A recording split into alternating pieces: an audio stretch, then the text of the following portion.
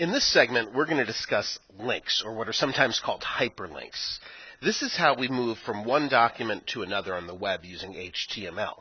Now, links have been around for a long time, and the term hyperlink was actually coined by Apple with a program called HyperCard back in the mid-'80s. I actually had HyperCard and used it.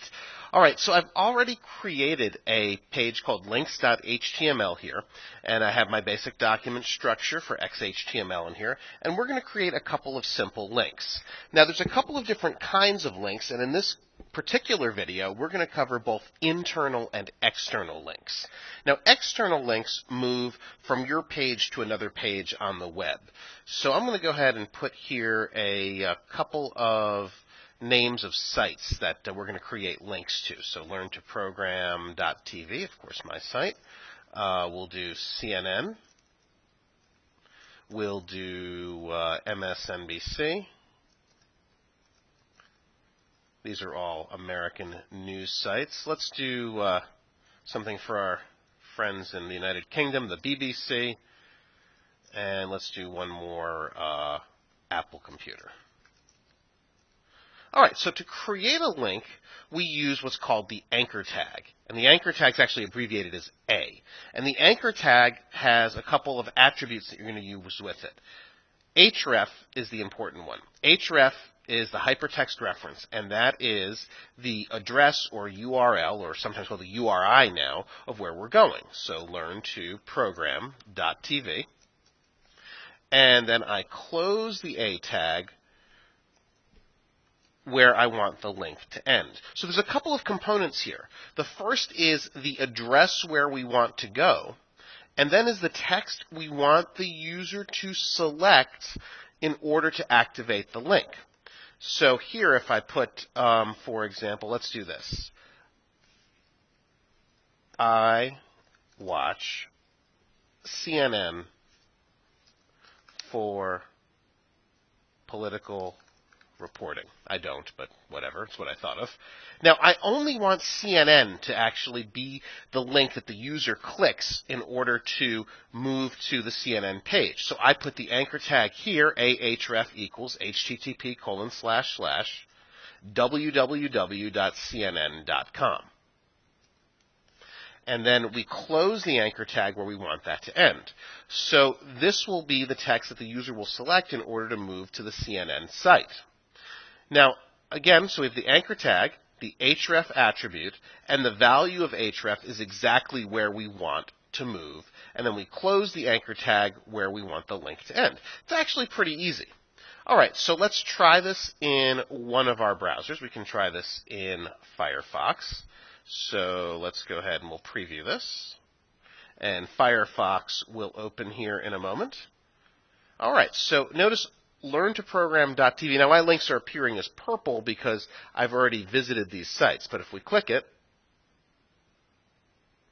there we load the current version of the learntoprogram.tv site. We try CNN. And there is CNN. All right, so we've got our two anchor tags. Now, we probably actually should do this like this, because the way that was coming out looked strange to me, and here's why. I actually surrounded the paragraph with the anchor tag, so anything in that paragraph would have been part of the link, and we actually probably should have done it like this, and we'll get a better result. Go ahead and save. Let's check it now.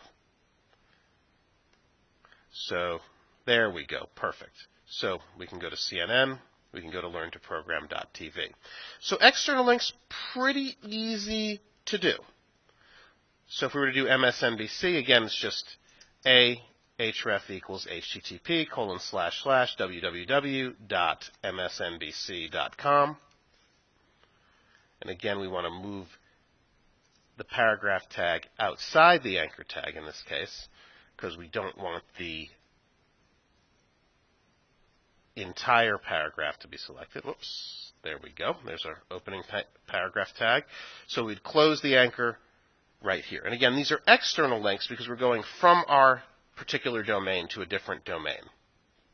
If you don't know what a domain is, by the way, this part of the link or the URL, is called the domain. And it starts with the name of the domain and then what's called the domain extension. I'm sure you've seen .com, .net, .tv, etc. So there we go. We've got our external links. I'm actually not going to do the last two. Now, if we want to do an internal link links to another page on the same site. So let's create a second page. So I'm going to go ahead and we're going to create a new file from the template. And I think we're in the correct directory here. Let's just make sure. Yep, 4.1. And I'm going to call this, I don't know, places.html. All right, so we've got a page called links.html. We've got a place called places.html. Now, it's important to note that links and places are placed in the same folder here. There's the links.html. There's the places.html. So what I want to do is link from one to the other. So here in places.html, I'm just going to put up here in the title, places I'd like to go. And I'll just make a quick unordered list here. So here are some places I'd like to go. Aspen, Colorado. Monaco. Down there in the little bottom part of France. It's not part of France, but it's, I think, south of France, I think. Let's do Spain. And I would very much like to visit Dubai. All right, there we go. So there's my unordered list. All right, so this page has some content. So now on the links page, I'm going to link to places I'd like to visit. Now, assuming we want all of that text to be part of the link, I'm going to put in the anchor tag here.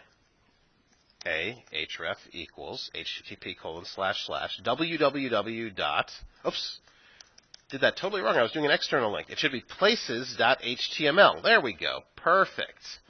So all we do is put the name of the page there in the link. Let's go ahead and try this in our trusty browser. All right, so places I'd like to visit, and there's the places I'd like to visit page.